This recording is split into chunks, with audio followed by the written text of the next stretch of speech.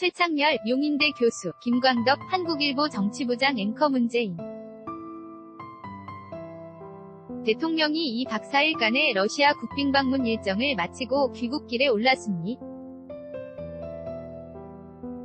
특히 오늘 새벽 마지막 일정으로 멕시코전을 관람했죠. 눈물을 흘리는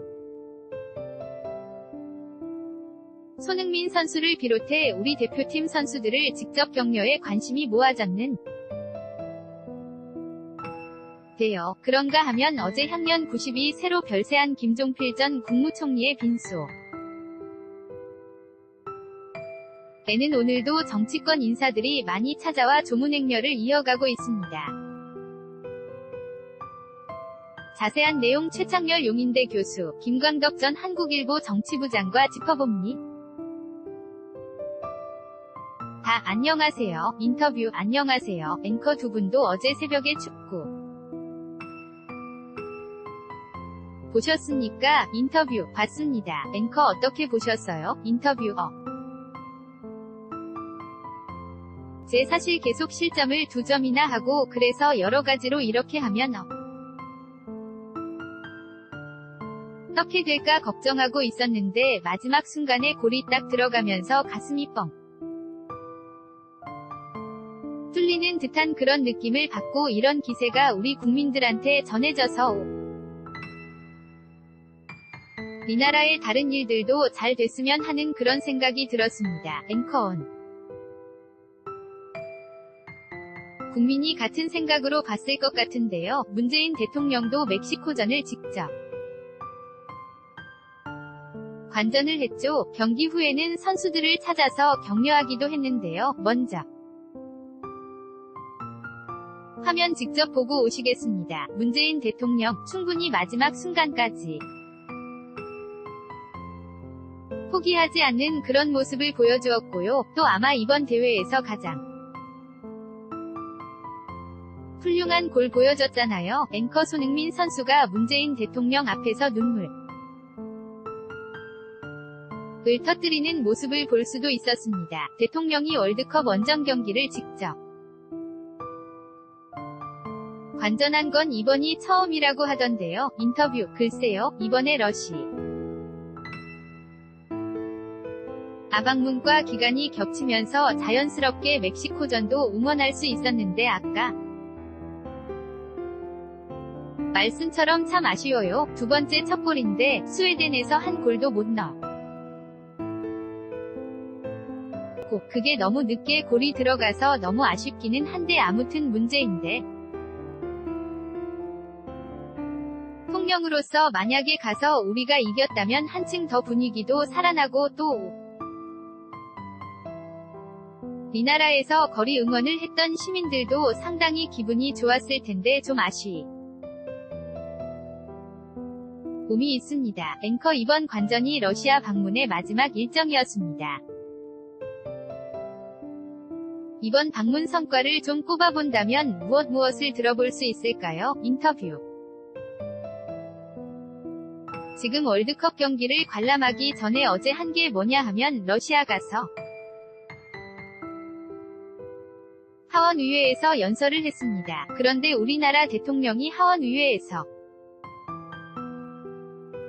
연설을 한 건 처음 있는 일인데 연설 과정에서 기립박수까지 받았습니다.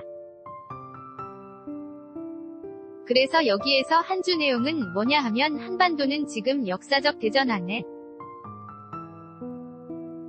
시점에 있다라고 하는 걸 밝히면서 남북 정상회담과 북미 정상회담의 성과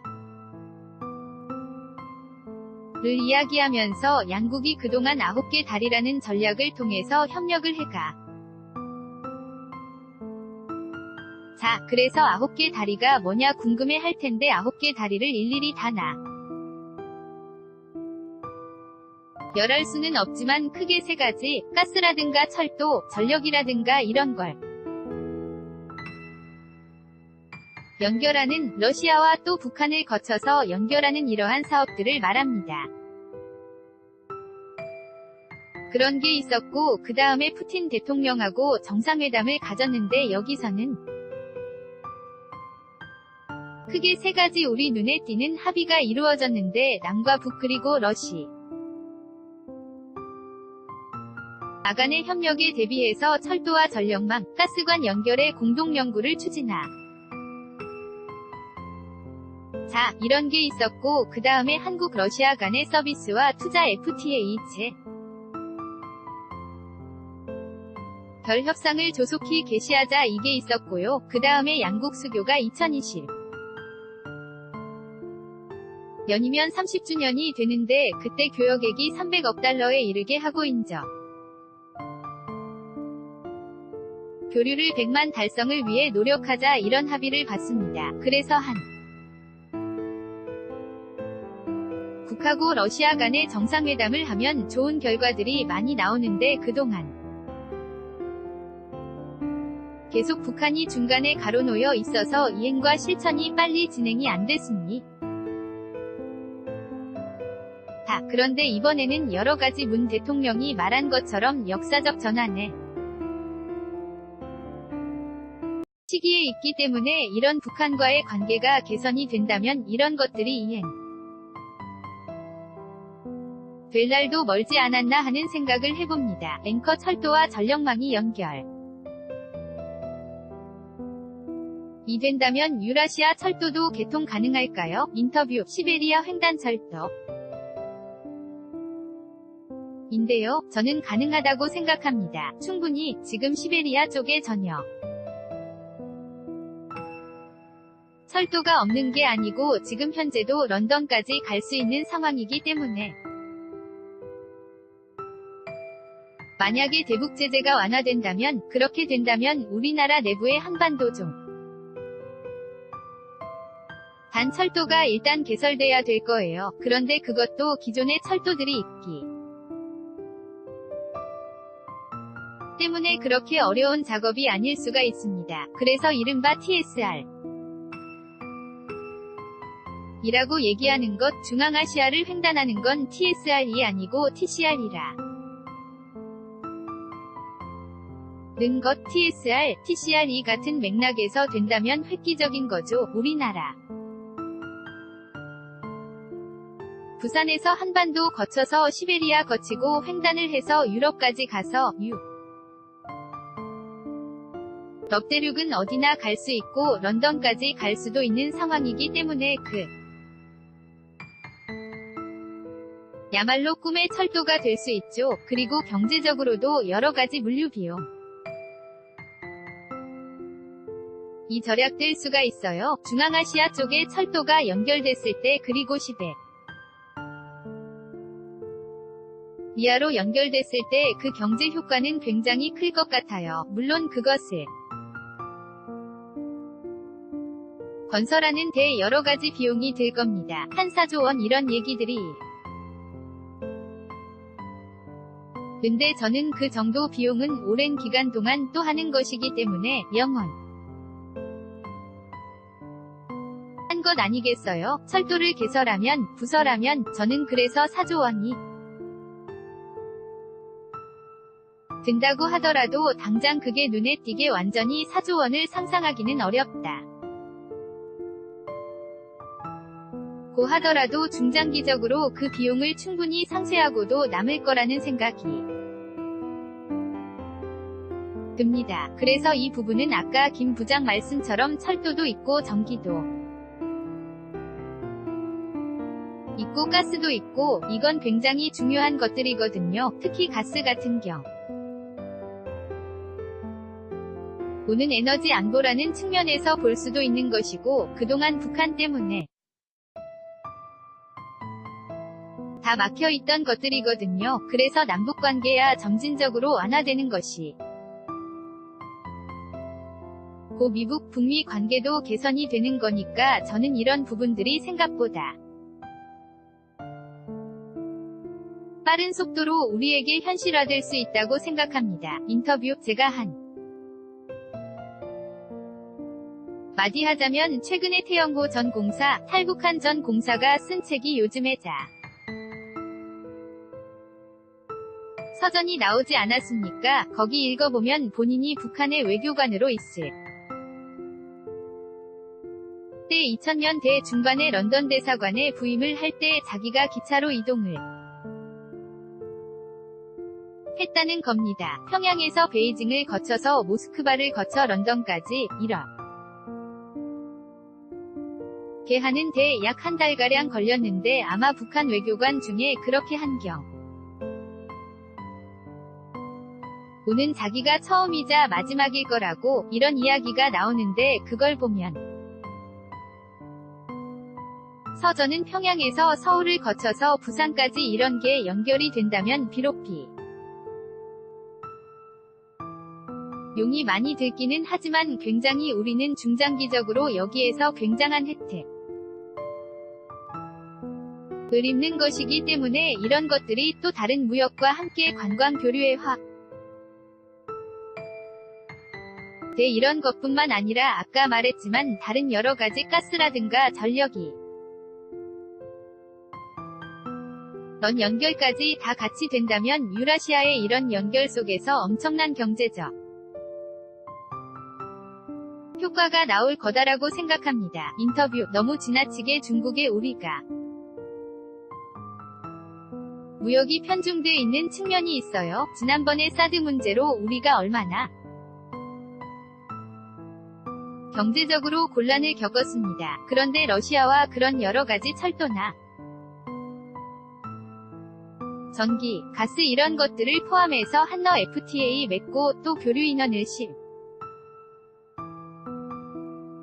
10만 명까지 늘리고 교역액을 300억 달러까지 늘린다면 중국을 너무 가 위존했던 이런 편중된 무역 구조도 탈피할 수 있는 면에서 저는 러시아가 그동안 우리의 외교에서 너무 제외돼 왔던 게 이제 정상화되는 거예요. 지난 정권 때 너무 러시아 쪽과의 관계가 모든 게 끊겼던 거 아니겠어요?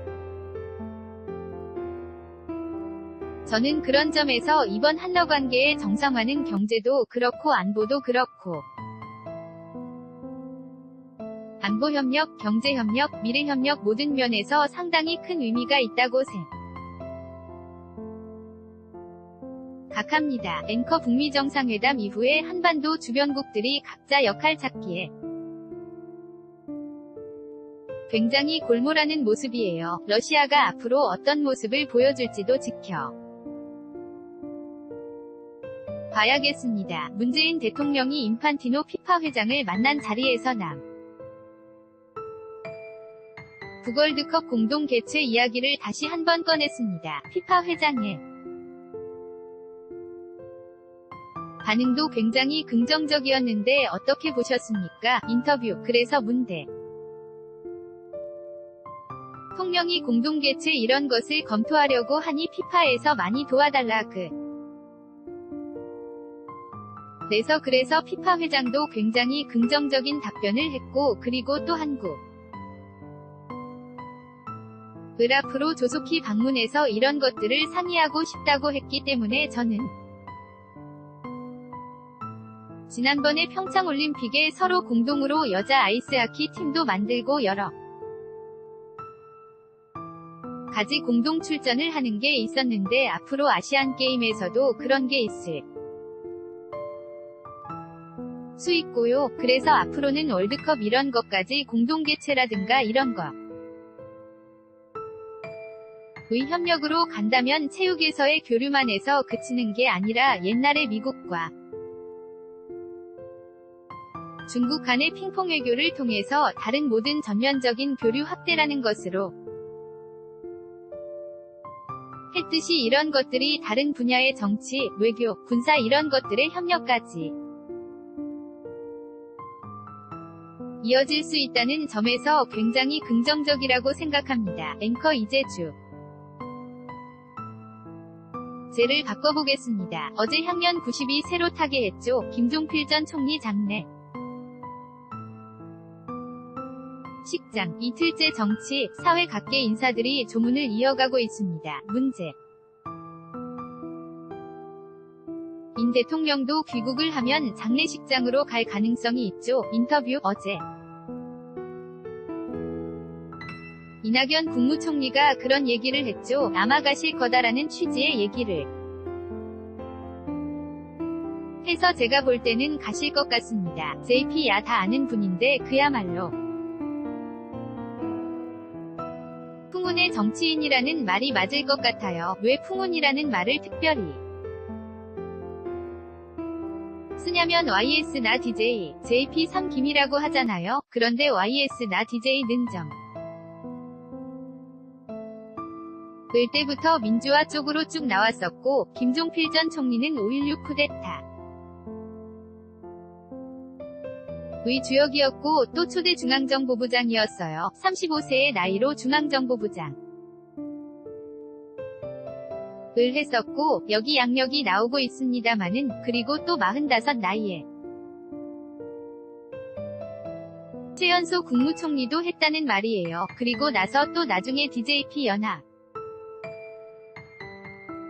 1997년도에요. 그러니까 호남과 충청의 결합이라고 얘기해서 우리가 흔히 지역연합이다라는 얘기도 많이 합니다. 아무튼 DJP 연합을 통해서 김대중 정권을 가능하게 했던 거거든요. 그러다 보니까 과거 쿠데타에 참 여했던 것과 달리 진보 정권의 탄생에 기여했던 그야말로 협치의 정신. 요즘 말하고 있는 그리고 연합정치, 이런 것들을 가능하게 했던 인물이기 때문에 그야말로 영욕의 삶이 교차했다. 어느 정당도 그런 논평을 냈던데. 그리고 풍운의 정치인이었다는 말이 그래서 더 어울리는 게 아닌가라고 생각합니다. 앵커 정말 현대 우리 한국 정치의 목격자라고 해야겠죠. 여야 지도부 모두 빈소를 찾아서 조의를 표했습니다. 먼저 영상으로 보고 오시. 추미애 더불어민주당 대표 갑자기 이렇게 황급히 가셨다는 소. 식 들으니까 마음이 대단히 안 좋습니다. 우리나라 정치에 큰 족적을 남기. 신어른이시죠. 김성태 자유한국당 대표 권한대행 저희 자유한국 당은 큰 어른을 잃었습니다. 대한민국의 경제를 이렇게 선진국 반열로 토대 를 세우신 그 업적에 다시 한번 기대면서 저희가 환골탈퇴하는 큰 계기를 가지도록 하겠습니다. 앵커 자유한국당은 환골탈퇴라는 이야기도 했는데요. 나머지 다른 당들의 이야기도 저희가 그래픽으로 준비했거든요. 하나씩 띄워보겠습니다. 먼저 바른미래당에서는 삼김시대의 종식은 새로운 시대에 출발점이 되어야 한다는 논평을 냈고요. 민주평화당에서는 국민의 정부 출범 에 크게 기여했던 현대사 거목이 별세했다고 말했습니다. 정의당에서는 영욕 으로 점철된 삶을 사신 분이다. 자연인 김종필의 명복을 빈다고 말했습니다. 정치권이 하나같이 애도를 표하고 있는데 특별히 눈에 띄는 말이 있었을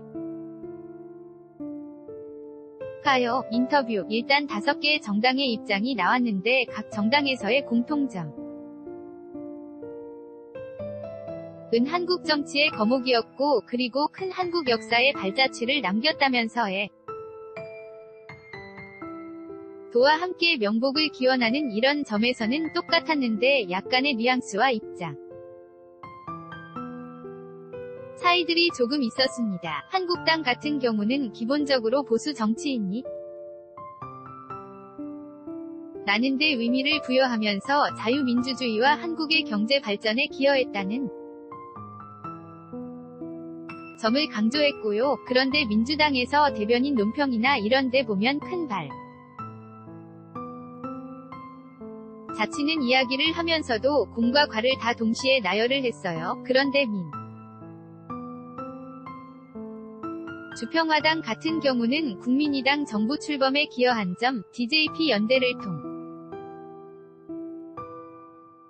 해서 기여한 점, 이걸 높게 평가했고요. 그런데 정의당 같은 경우는 0요.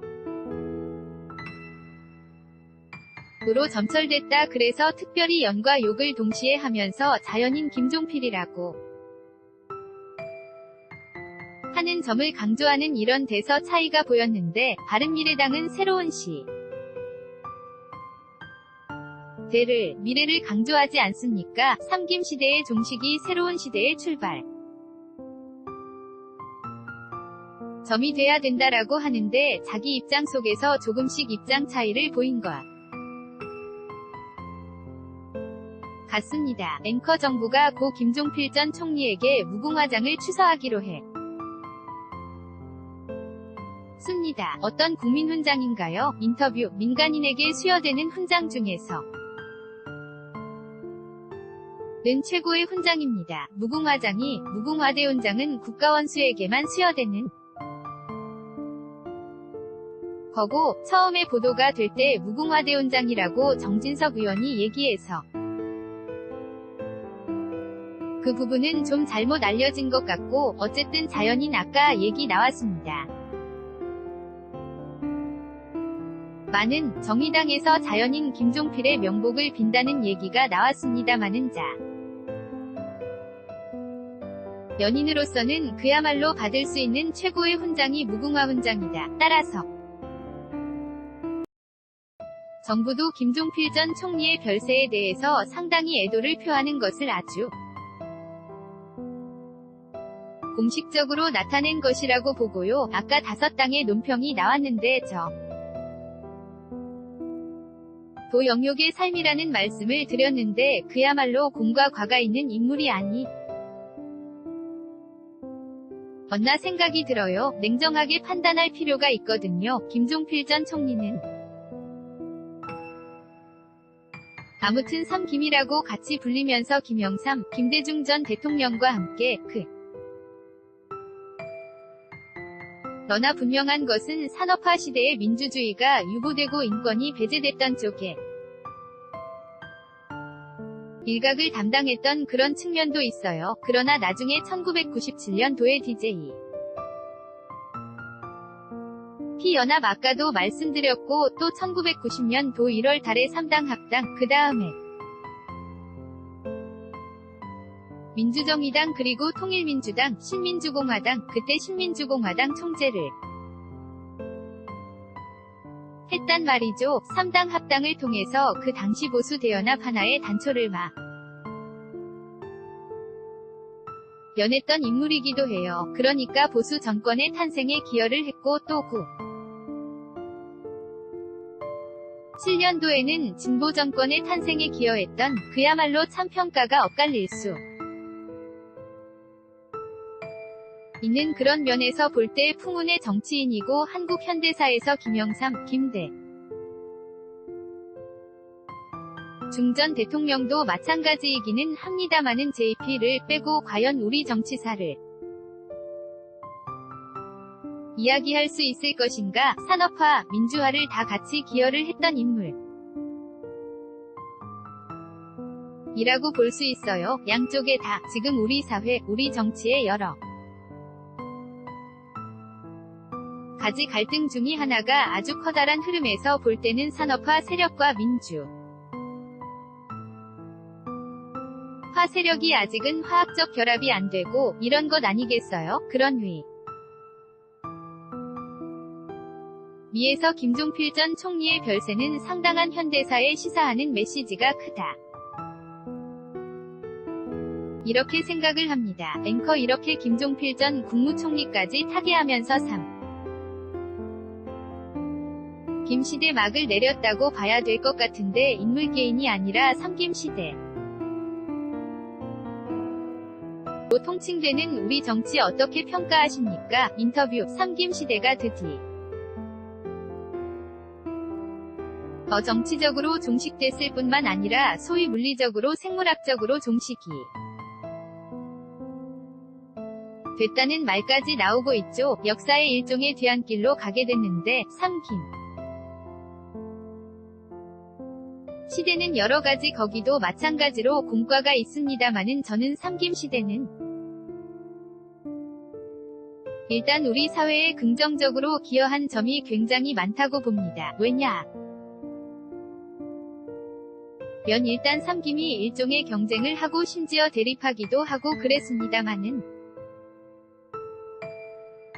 또 그러면서도 그 속에서 협력을 하면서 뭘 했냐면 일단 정치에 있어서 가장 기본인 견제와 균형이 삼김이라는 축을 중심으로 이루어졌다. 한국사